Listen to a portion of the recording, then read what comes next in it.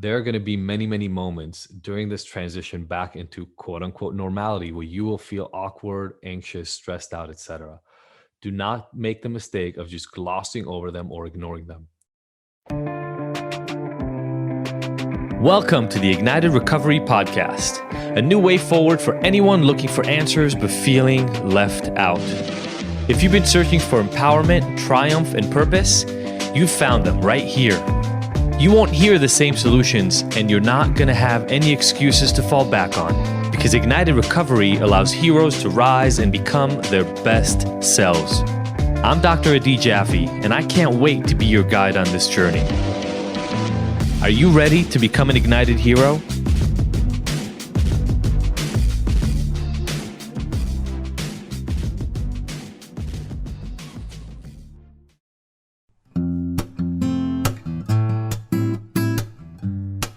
Hey guys, to be radically transparent, we drink mindfully.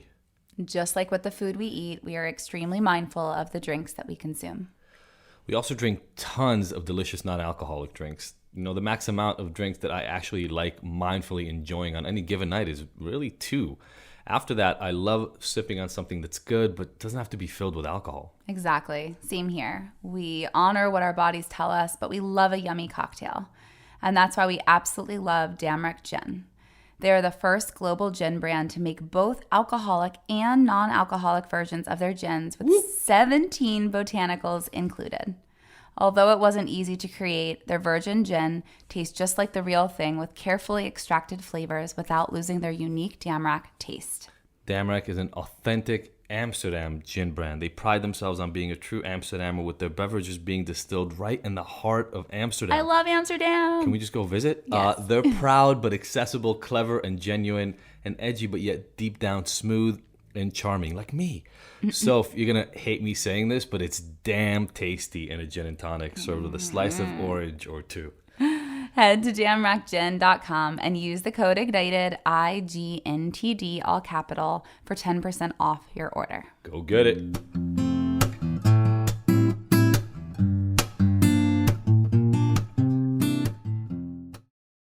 Welcome, everybody, to today's episode of the Ignited Recovery Secrets podcast. I'm Adi Jaffe. So happy to be here with you today. And what I wanted to talk about is this whole post-COVID world that we are entering in. Why do I want to talk about it? I want to talk about it because it becomes more and more clear to me as I talk to actual clients of mine that I think we're missing how much of a transition this next phase is going to be.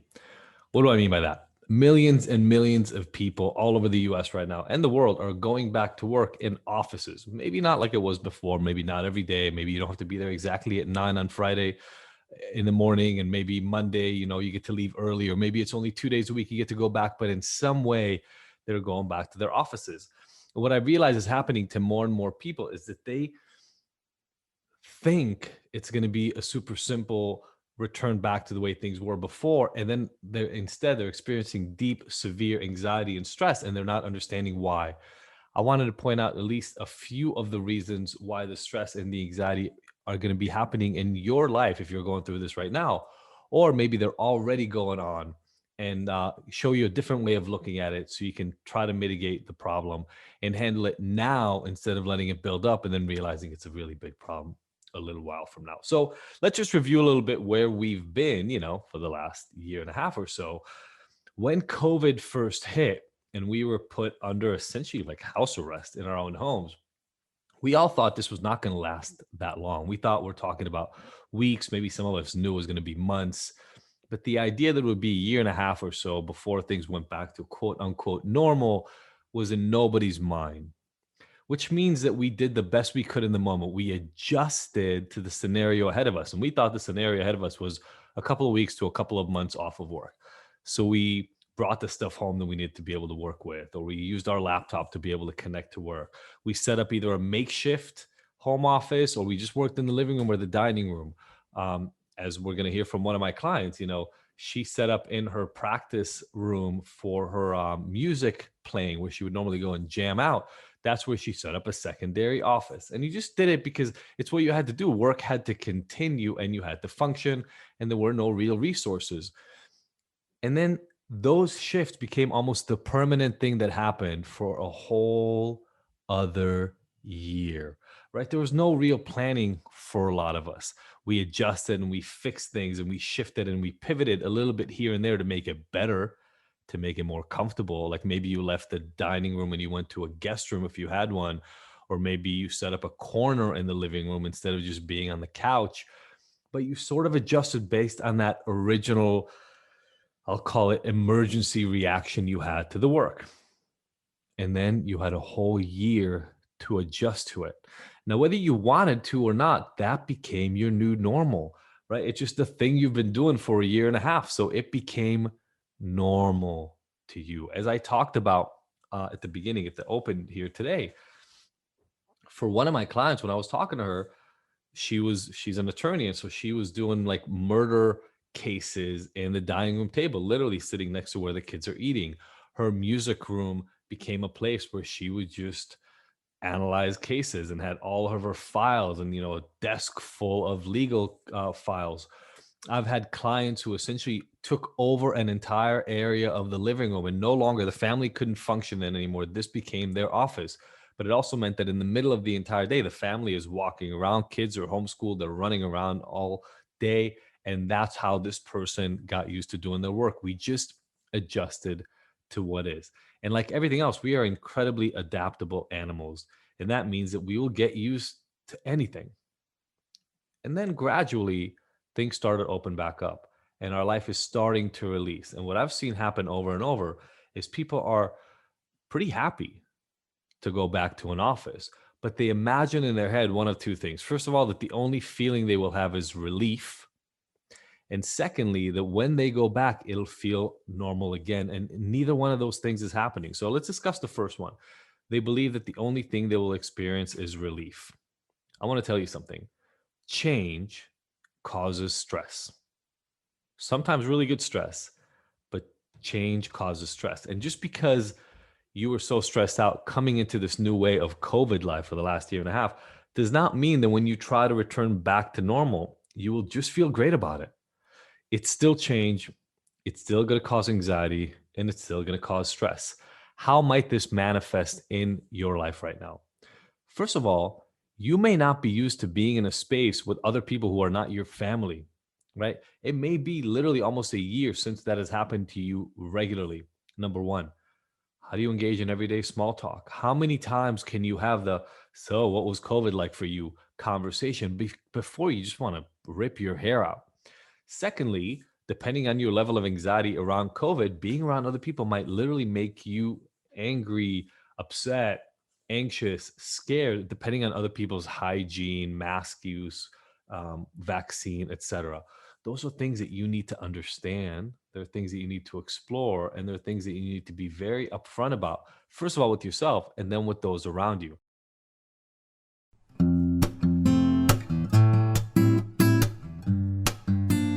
We get so many messages, comments, and emails from so many of you listeners from our community on how much our podcast and Ignited has supported your growth and your life, that our presence has become a form of mentorship.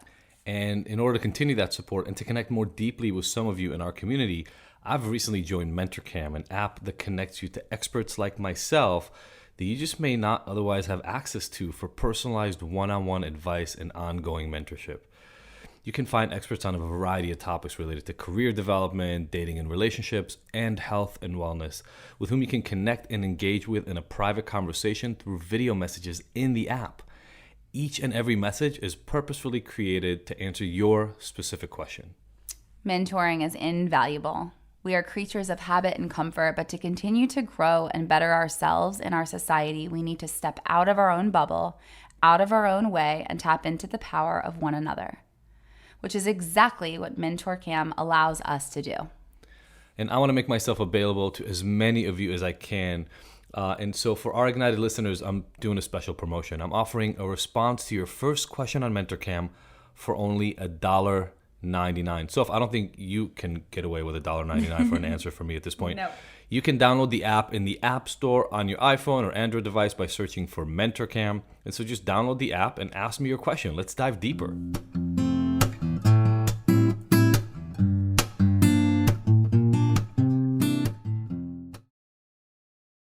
Now, I hope that you can do it without judgment. That's a willful, wishful sort of thinking on my part, but at the least, you have to be upfront about it. Why? Because you're going to go into an environment where other people do not always feel the same as you. Again, that's going to cause more anxiety. It's going to cause more stress. And altogether, it's another transition, another shift. Hopefully, what we learned from the last time is that this shift needs to be more mindful. You need to be more deliberate about it and not just do it because it's available and then deal with it on the other side. So that's the first part to this. And next up is the idea that now, as things are releasing, you're just going to naturally do things and go to work, be in the office, engage in life in the way that you had before.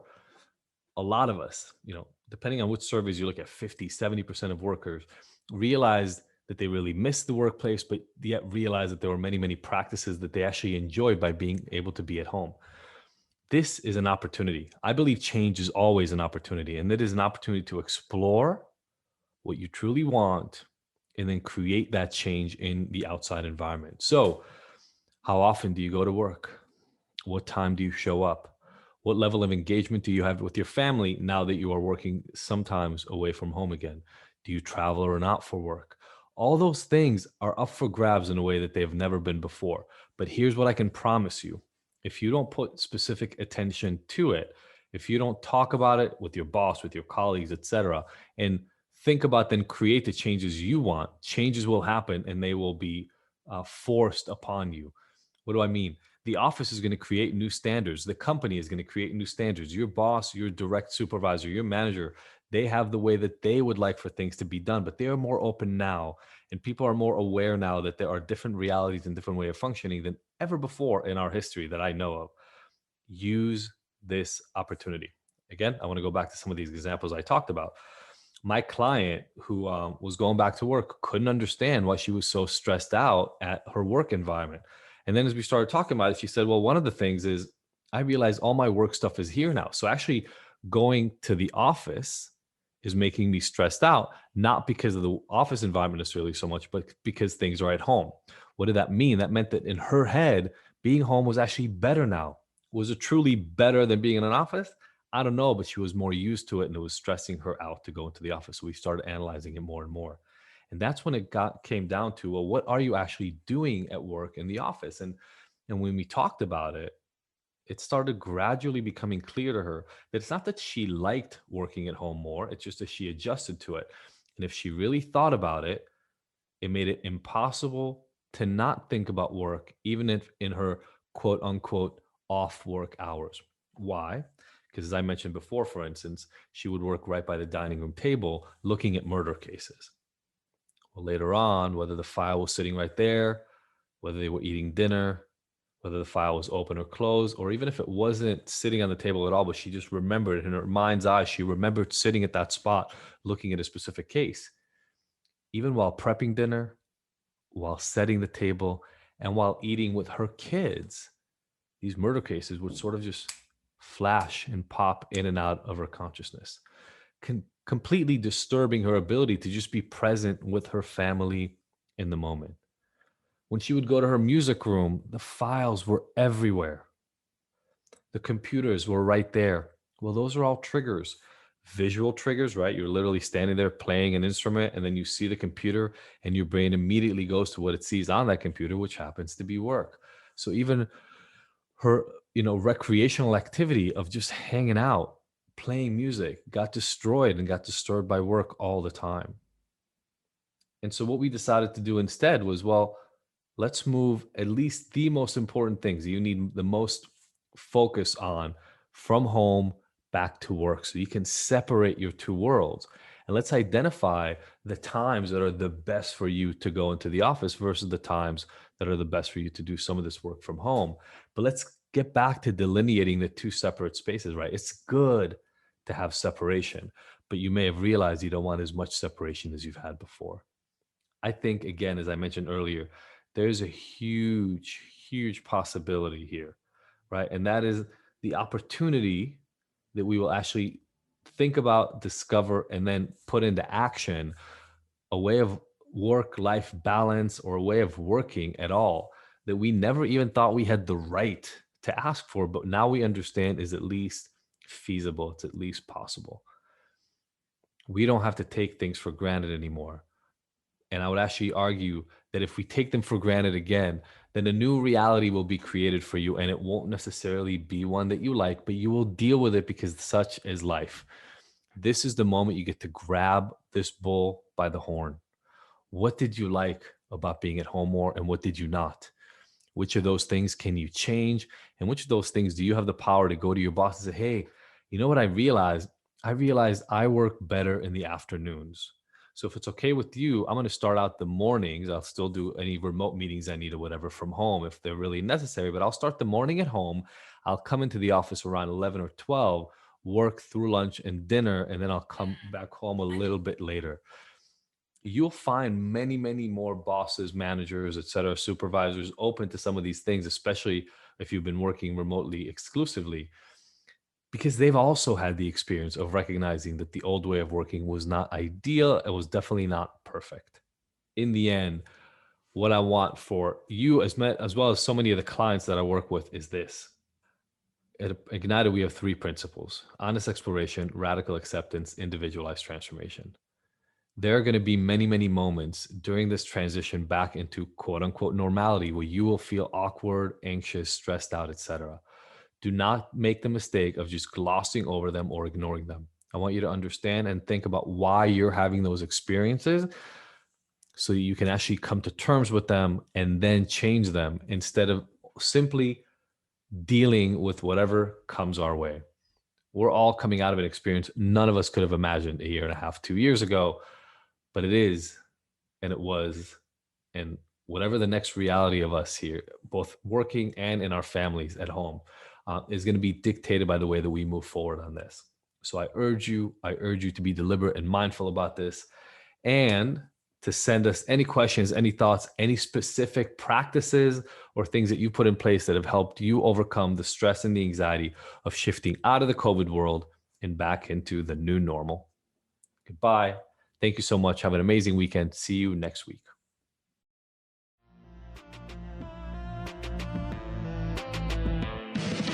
Thank you for tuning in to the Ignited Heroes Recovery Podcast. I really hope you found the information here useful and that we'll see you back here next week. And look, I want to make sure that this podcast is the most useful it can be for you, so please let me know by emailing info@ignited.com if there are any specific topics or questions you'd like to have addressed. As usual, if you like this episode, I would love for you to leave us a 5-star review and rating. Thanks, and see you next week.